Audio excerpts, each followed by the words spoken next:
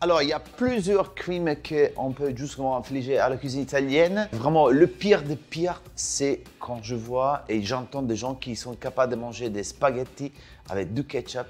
Ça, on peut pas. Les enfants, on peut pas. On peut pas manger des pâtes avec du ketchup. C'est pas possible.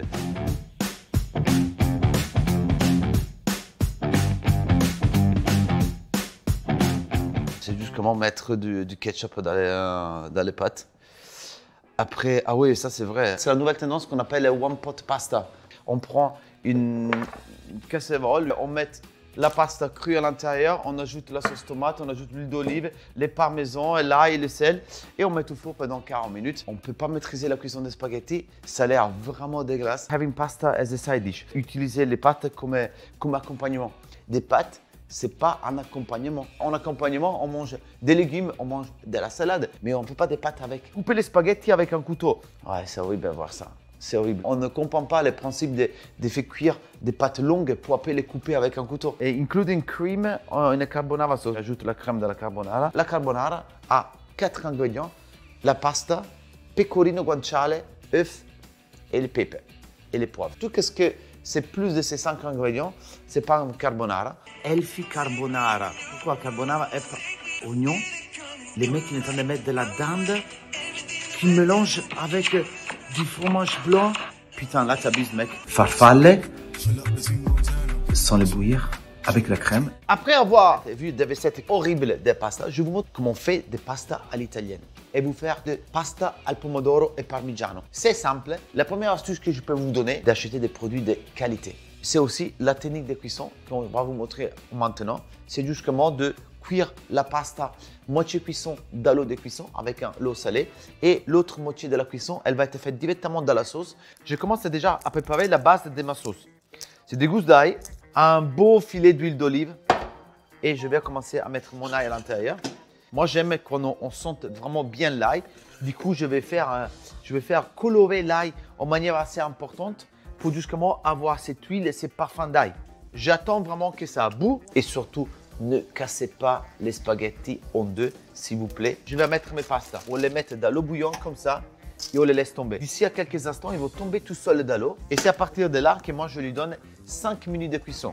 Une fois que l'ail a bien rôti, je vais ouvrir ma boîte de tomates. Nous, nos tomates, on utilise des tomates cerises. Et je vais mettre là dans ma sauce la tomate en boîte. C'est une tomate typiquement beaucoup utilisée en Italie. Pourquoi? Parce qu'on achète la tomate dans sa pleine maturation et on la met dans une boîte.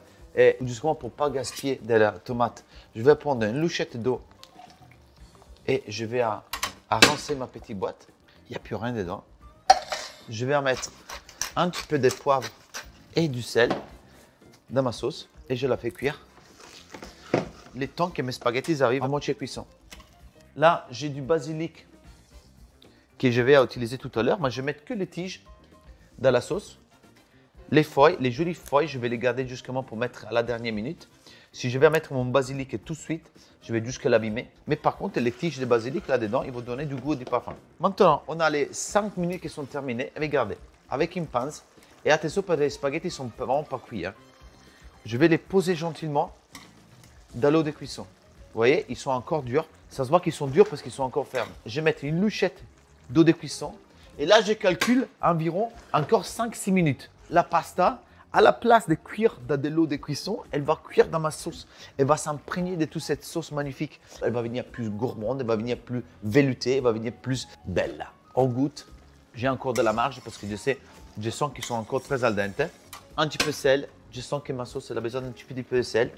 N'oubliez pas d'assaisonner l'eau de cuisson. Si vous assaisonnez vos spaghettis à la fin, c'est la sauce qui va prendre de la saveur, mais pas la pasta. C'est-à-dire que vous allez vous retrouver avec de la pasta on sent qu'elle n'a pas goût, mais avec une sauce peut-être trop salée parce que vous continuez à ajouter du sel. Je goûte encore la pasta une fois. Elle est bien al dente. J'arrête ma pasta, je mets du basilic frais à l'intérieur, j'ajoute un filet d'huile d'olive et justement, je vais râper du parmesan à l'intérieur. Avec vos pinces, vous allez justement la remouiller comme ça. Là, regardez, je vais voir que ma pasta, elle commence à refroidir, c'est normal, un petit peu. Elle commence à épaissir, mais moi, je vais garder ces sauces baveuses. Un petit peu d'eau de cuisson pour justement que la pasta, elle tient Sa température, j'y goûte encore pour la dernière fois pour être sûr que... Ah là là, c'est génial.